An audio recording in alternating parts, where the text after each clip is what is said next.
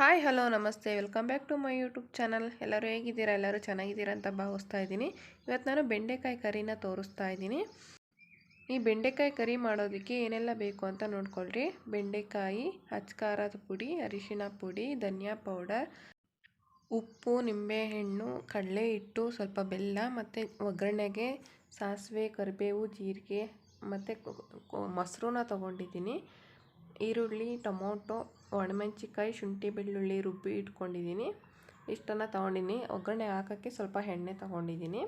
ಹಚ್ಚಿ ಇಟ್ಟಿರುವ ಬೆಂಡೆಕಾಯಿಗೆ ನಾನು ಕಡಲೆ ಹಿಟ್ಟನ್ನು ತೊಗೊಂಡಿದ್ನಲ್ಲ, ಒಂದು ಸ್ಪೂನು ಕಡಲೆ ಹಿಟ್ಟನ್ನು ಬೆರೆಸ್ಕೊಳ್ತಾ ಇದ್ದೀನಿ. ಕಡಲೆ ಹಿಟ್ಟು, ಅಚ್ಕಾರದ ಪುಡಿ, ಅರಿಶಿಣ ಪುಡಿ, ಸ್ವಲ್ಪ ಉಪ್ಪು ಮತ್ತು ನಿಂಬೆಹಣ್ಣು ಹಾಕಿ ಮಿಕ್ಸ್ ಮಾಡಬೇಕು ಚೆನ್ನಾಗಿ. ಬೆಂಡೆಕಾಯಿಗೆ ಹತ್ತೋ ಥರ ಚೆನ್ನಾಗಿ ಮಿಕ್ಸ್ ಮಾಡ್ಕೊಳ್ಳೋಣ. ಕಡಲೆ ಹಿಟ್ಟು, ಅರಿಶಿಣ ಪುಡಿ, ಉಪ್ಪು, ನಿಂಬೆಹಣ್ಣು ಏನೆಲ್ಲ ಹಾಕಿದ್ವಲ್ಲ ಅದಿಷ್ಟು ಚೆನ್ನಾಗಿ ಮಿಕ್ಸ್ ಮಾಡ್ಕೋಬೇಕು. ಬೆಂಡೆಕಾಯಿಗೆಲ್ಲ ಪೀಸ್ಗಳಿಗೂ ಹತ್ತಬೇಕು. ಆ ಥರ ಮಿಕ್ಸ್ ಮಾಡಿ ಒಂದು 5ರಿಂದ 10 ನಿಮಿಷ ಎತ್ತಿಡಬೇಕು. ಹಾಗೆಯೇ ಉಪ್ಪು ಖಾರ ಎಲ್ಲ ಇಳ್ಕೋಬೇಕು. ಹಾಗೆ ಮಿಕ್ಸ್ ಮಾಡಿ ಚೆನ್ನಾಗಿ ಒಂದು 5ರಿಂದ 10 ನಿಮಿಷ ಎತ್ತಿಡೋಣ. ಈ ಥರ ನೋಡಿ ಮಿಕ್ಸ್ ಮಾಡಿ ಎತ್ತಿಡಬೇಕು. ಈಗ ಒಗ್ಗರಣೆಗೆ ನಾನು ಒಂದು ಬಾಣಲಿನ ತೊಗೊಂಡಿದ್ದೀನಿ. ಬಾಣಲಿ ಕಾದ್ಮೇಲೆ ಒಂದು 3ರಿಂದ 4 ಸ್ಪೂನ್ ಎಣ್ಣೆನ ಹಾಕ್ಕೊಳ್ತಾ ಇದ್ದೀನಿ. ಎಣ್ಣೆ ಕಾದ ನಂತರ ಸಾಸಿವೆ, ಜೀರಿಗೆ ಹಾಕ್ತಾಯಿದ್ದೀನಿ. ಜೀರಿಗೆನ ಹೊಸ್ಬಿಟ್ಟು ಹಾಕ್ಕೋಬೇಕು. ಜೀರಿಗೆ, ಕರಿಬೇವು ಮತ್ತು ಈಗ ಈರುಳ್ಳಿನ ಹಾಕ್ಕೊಳ್ತಾ ಇದ್ದೀನಿ. ಈರುಳ್ಳಿ ಎಲ್ಲ ಚೆನ್ನಾಗಿ ಫ್ರೈ ಆಗಬೇಕು.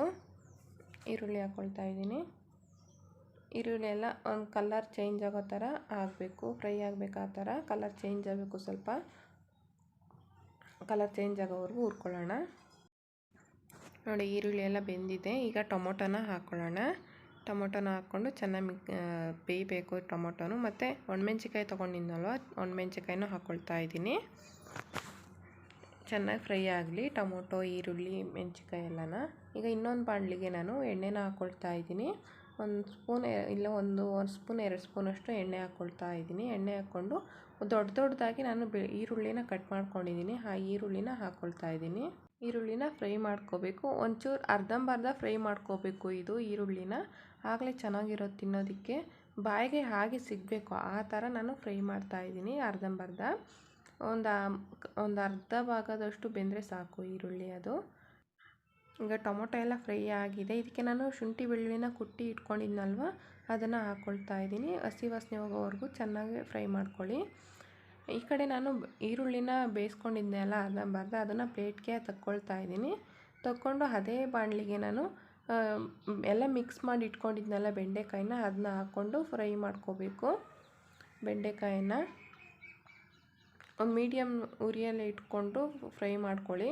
ಇಲ್ಲಾಂದರೆ ಎಲ್ಲ ಸೀದಂಗೆ ಆಗಿಬಿಡುತ್ತೆ. ಕಡಲೆ ಹಿಟ್ಟು ಹಾಕ್ಕೊಂಡಿರ್ತೀವಲ್ವ, ಹಾಗಾಗಿ ಅದು ಎಲ್ಲ ಸೀದಾ ಥರ ಆಗೋಗುತ್ತೆ. ಒಂದು ಮೀಡಿಯಮ್ ಉರಿಯಲ್ಲಿ ಇಟ್ಕೊಂಡು ಫ್ರೈ ಮಾಡ್ಕೊಳ್ಳೋಣ. ಈ ಕಡೆ ಒಗ್ಗರಣೆಗೆ ಇಟ್ಕೊಂಡಿರೋದಕ್ಕೆ ನಾನು ಉಪ್ಪನ್ನು ಹಾಕ್ಕೊಳ್ತಾ ಇದ್ದೀನಿ. ಉಪ್ಪು, ಅಚ್ಕಾರದ ಪುಡಿ ಮತ್ತು ಧನಿಯಾ ಪೌಡರ್, ಅರಿಶಿನ ಪೌಡರ್ ಇದನ್ನೆಲ್ಲನೂ ಬೆರೆಸ್ಕೊಳ್ತಾ ಇದ್ದೀನಿ.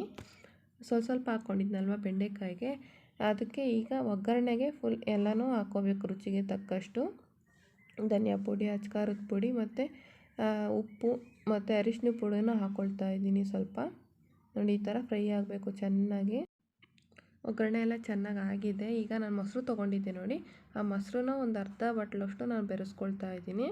ಆ ಒಗ್ಗರಣೆಗೆ ಹಾಕ್ಕೊಳ್ತಾ ಇದ್ದೀನಿ. ಇದು ಲೋ ಫ್ಲೇಮಲ್ಲೇ ಇಟ್ಕೋಬೇಕು ಉರಿನ. ಸ್ವಲ್ಪ ನೀರನ್ನು ಬೆರೆಸ್ಕೊಂಡು ಬಟ್ಲಿಗೆ ಹಾಕ್ಕೊಳ್ತಾ ಇದ್ದೀನಿ.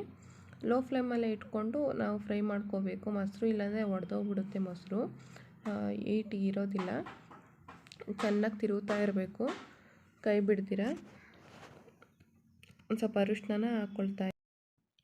ನಿಮಗೆ ಬೇಕಂದರೆ ಗರಂ ಮಸಾಲನೂ ಬೆರೆಸ್ಕೋಬೋದು. ಗರಂ ಮಸಾಲ ಮತ್ತು ಪೆಪ್ಪರ್ ಪೌಡ್ರನ್ನ ನಾನಿಲ್ಲಿ ಒಂದೊಂದು ಕಾಲು ಸ್ಪೂನಷ್ಟು ಹಾಕ್ಕೊಳ್ತಾ ಇದ್ದೀನಿ. ಆಗಲೇ ನಾನು ತೋರಿಸಿರಲಿಲ್ಲ, ಹಾಗಾಗಿ ಈಗ ಹೇಳ್ತಾ ಇದ್ದೀನಿ. ಗರಂ ಮಸಾಲ ಮತ್ತು ಪೆಪ್ಪರ್ ಪೌಡ್ರು. ಈಗ ಚೆನ್ನಾಗಿ ಕುದಿ ಬರಲಿ. ಕುದಿ ಬಂದ ನಂತರ ಇದಕ್ಕೆ ಬೆಂಡೆಕಾಯಿನ ಸೇರಿಸ್ಕೊಳ್ತಾ ಇದ್ದೀನಿ. ಹುರಿದಿಟ್ಟಿರೋಂಥ ಬೆಂಡೆಕಾಯಿನ ಬೆರೆಸ್ಕೊಳ್ತಾ ಇದ್ದೀನಿ. ಈಗ ಒಂದು 5 ನಿಮಿಷ ಇದ್ದರೆ ಸಾಕು, ಪಲ್ಯ ರೆಡಿ ಆಗುತ್ತೆ. ಬೆಂಡೆಕಾಯಿ ಕರಿ ಅಥವಾ ಬೆಂಡೆಕಾಯಿ ಗೊಜ್ಜು ಇವೆರಡನ್ನೂ ಅಂತಾರೆ. ಈಗ ಅರ್ಧಂಬರ್ಧ ಬೇಯಿಸಿಟ್ಕೊಂಡಿರೋಂಥ ಈರುಳ್ಳಿನ ಹಾಕ್ಕೊಳ್ತಾ ಇದ್ದೀನಿ. ಬಾಯಿಗೆ ಸಿಗಬೇಕು ಆ ಈರುಳ್ಳಿ, ಆಗಲೇ ಮಜಾ ಇರೋದು ತಿನ್ನಬೇಕಾದ್ರೆ. ತುಂಬ ಟೇಸ್ಟಿಯಾಗಿರುತ್ತೆ. ಎಲ್ಲ ಚೆನ್ನಾಗಿ ಮಿಕ್ಸ್ ಮಾಡಿಕೊಂಡು ಒಂದು 5 ನಿಮಿಷ ಹಾಗೆ ಕುದಿಸ್ಕೊಳ್ಳೋಣ. ಗ್ರೇವಿ ಎಲ್ಲ ಆಯಿತು. ಈಗ ನಾನು ಕೊತ್ತಂಬರಿ ಸೊಪ್ಪನ್ನು ಕಟ್ ಮಾಡಿ ಹಾಕ್ಕೊಳ್ತಾ ಇದ್ದೀನಿ. ಲಾಸ್ಟಲ್ಲಿ ಚಿಕ್ಕ ಚಿಕ್ಕದಾಗಿ ಕಟ್ ಮಾಡಿಕೊಂಡು ಹಾಕ್ಕೊಳ್ಳೋದು. ಹಾಗೆ ನೀಟಾಗಿ ಮಿಕ್ಸ್ ಮಾಡ್ಕೊಬಿಡೋಣ ಕೊತ್ತಂಬರಿ ಸೊಪ್ಪು ಹಾಕ್ಕೊಂಡ್ಮೇಲೆ. ಈಗ ಲಾಸ್ಟಲ್ಲಿ ನಾನು ಬೆಲ್ಲನ ತೊಗೊಂಡಿದ್ದೆ ಅಲ್ವಾ, ಅದನ್ನು ಕುಟ್ಬಿಟ್ಟು ಹಾಕ್ಕೊಳ್ತಾ ಇದ್ದೀನಿ. ಒಂದು ಸ್ವಲ್ಪ ಹಾಕ್ಕೊಳ್ತಾ ಇದ್ದೀನಿ. ಬೆಲ್ಲ ಹಾಕಿದಾಗ ಟೇಸ್ಟ್ ಡಿಫ್ರೆಂಟಾಗಿರುತ್ತೆ, ಚೆನ್ನಾಗಿರುತ್ತೆ ಟೇಸ್ಟ್ ಒಂಥರ ಬೆಲ್ಲ ಹಾಕಿದಾಗ. ಈಗ ನೋಡಿ ಹತ್ರದಿಂದ ತೋರಿಸ್ತೀನಿ. Gravy is ready. ಈಗ ಪ್ಲೇಟ್ಗೆ ಸರ್ವ್ ಮಾಡ್ಕೊಳ್ಳೋಣ. ನಾನಿಲ್ಲಿ ನೀರು ದೋಸೆ ಮತ್ತು ಚಪಾತಿನ ತೊಗೊಂಡಿದ್ದೀನಿ. 2 ಪ್ಲೇಟಲ್ಲೂ ಸರ್ವ್ ಮಾಡ್ಕೊಳ್ತೀನಿ. ಚಪಾತಿಗೂ ಚೆನ್ನಾಗಿರುತ್ತೆ, ನೀರು ದೋಸೆಗೂ ಚೆನ್ನಾಗಿರುತ್ತೆ. ಇದು ನಾನು ನೀರು ದೋಸೆನ ಅಕ್ಕಿ ಹಿಟ್ಟನ್ನು ನೀರಲ್ಲಿ ಬೆರೆಸ್ಕೊಂಡು ಹಾಕ್ಕೊಳ್ತೀವಿ. ಅದನ್ನು ನಾವು ನೀರು ದೋಸೆ ಅಂತ ಕರಿತೀವಿ. ರುಬ್ಬಿರೋ ದೋಸೆ ಅಲ್ಲ ಇದು, ಮಾಮೂಲಿ ನೀರು ದೋಸೆ ಅಂತಂದು ಹೇಳ್ತೀವಿ. ತುಂಬಾ ಚೆನ್ನಾಗಿರುತ್ತೆ ಈ ದೋಸೆಗೆ ತಿನ್ನೋದಕ್ಕೆ. ನೀವು ಇದೇ ಥರ ಟ್ರೈ ಮಾಡಿ ನೋಡಿ, ತುಂಬಾ ಚೆನ್ನಾಗಿರುತ್ತೆ. ಇನ್ನೂ ಯಾರೆಲ್ಲ ನನ್ನ ಚಾನಲ್ ಹೊಸದಾಗಿ ನೋಡ್ತಾ ಇದ್ದೀರಾ ಸಬ್ಸ್ಕ್ರೈಬ್ ಮಾಡಿಕೊಂಡು ನೋಡಿ. ಹಾಗೆ ಲೈಕ್ ಮಾಡಿ, ಶೇರ್ ಮಾಡಿ, ಕಮೆಂಟ್ ಮಾಡಿ. Thank you for watching friends.